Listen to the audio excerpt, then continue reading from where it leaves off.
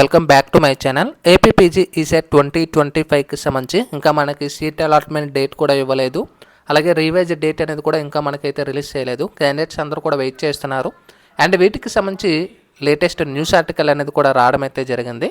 అయితే మనకి వాటికి సంబంధించి కూడా ఈ వీడియోలో అయితే డిస్కస్ చేసుకుందాము. ముందుగా వీడియోలోకి వెళ్ళే ముందు ఛానల్ ఎవరైతే ఫస్ట్ టైం ఇచ్చేస్తారో సబ్స్క్రైబ్ అయితే చేయడం అయితే మర్చిపోద్దు. అయితే మీరు స్క్రీన్ మీద చూసుకోవచ్చు, మనకి ఆల్రెడీ ఎంటెక్ అడ్మిషన్లకు సంబంధించిన న్యూస్ ఆర్టికల్ అయితే రావడం అయితే జరిగింది. ఇక్కడ మీరు గమనించవచ్చు హైలైట్గా అడ్రస్ లేని ఎంటెక్ అడ్మిషన్లు అయితే మనకి షెడ్యూల్ ప్రకారం 6న సీట్లు కేటాయించాలి, కానీ అది మనకి పోస్ట్పోన్ చేశారు.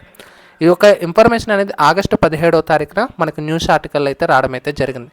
అయితే రాష్ట్రంలో ఎంటెక్ అడ్మిషన్లు అడ్రస్ లేకుండా పోయింది. షెడ్యూల్ ప్రకారం మనకి ఈ మంత్ 6న అయితే సీట్ల అలాట్మెంట్ అయితే రిలీజ్ చేయాలి. అయితే కాలేజీ నుంచి విద్యార్థుల సర్టిఫికెట్ల జారీలో మనకి ఇంకా కొన్ని సమస్యలు అయితే కారణం వల్ల మనకైతే డిలే చేశారు. ఎందుకంటే వాళ్ళ సర్టిఫికెట్స్ ఇవ్వకపోవడం అండ్ ఫీజెస్ ఇష్యూ వల్ల సో స్టూడెంట్స్ అందరూ కూడా అప్రోచ్ అయ్యారు.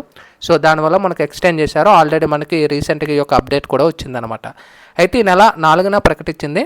అయితే మనకి షెడ్యూల్లో విడుదల చేసిన ఆ ప్రకటన జారీ చేసి 2 వారాలు అవుతుంది. ఇప్పటి వరకు మనకి ఎలాంటి అడ్మిషన్ ప్రక్రియ కూడా జరగలేదు. దీనిపై విద్యార్థుల ఆందోళన వ్యక్తం జరుగుతుంది.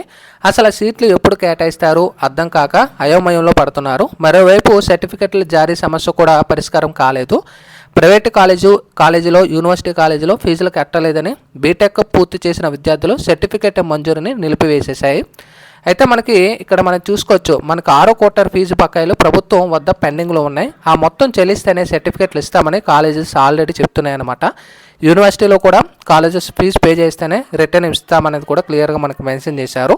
దీంతో వాళ్ళ యొక్క సొంత డబ్బులతో కట్టుకోవాల్సి వస్తుంది. సో అమౌంట్ లేని వాళ్ళైతే సో సర్టిఫికెట్లు తీసుకోకుండా చాలామంది అయితే అలా ఉండిపోతున్నారు. సో దీనివల్ల స్టూడెంట్స్ అయితే మనకి అడ్మిషన్ తీసుకోకుండా ఉండిపోతారనమాట, చాలామంది మిగిలిపోతారు. సో ఇలా అయితే చాలామంది స్టూడెంట్స్ లాస్ అవుతారని చెప్పేసి అయితే మనకి ఆంధ్ర యూనివర్సిటీ వాళ్ళు ఎవరైతే ఈ యొక్క వెబ్సైట్ ఏదైతే మనకి కండక్ట్ చేస్తున్నారో సో వాళ్ళు ఇది దృష్టిలో పెట్టుకొని మనకి ఇది సీట్ అలాట్మెంట్ అనేది స్టాప్ చేయడం అయితే జరిగింది. మీరు ఇక్కడ చూసుకోవచ్చు, అప్పులు చేసి ఫీజులు కట్టాలని చెప్పేసి ఇక్కడ మనం చూసుకోవచ్చు. మరోవైపు ప్రభుత్వమే ఫీజుల్ని పెండింగ్లో పెట్టిందని బీటెక్ పూర్తి చేసిన విద్యార్థులు సర్టిఫికెట్లు జారీ ఇవ్వలేదని అధికారులు యూనివర్సిటీలో అదే సూచించారు. అయితే ఈ ఆదేశాల మేటికి దీన్ని మనకి పోస్ట్పోన్ చేయడం అయితే జరిగింది. అయితే ఇది మొత్తానికి ఇక్కడ మనకు గమనించవచ్చు.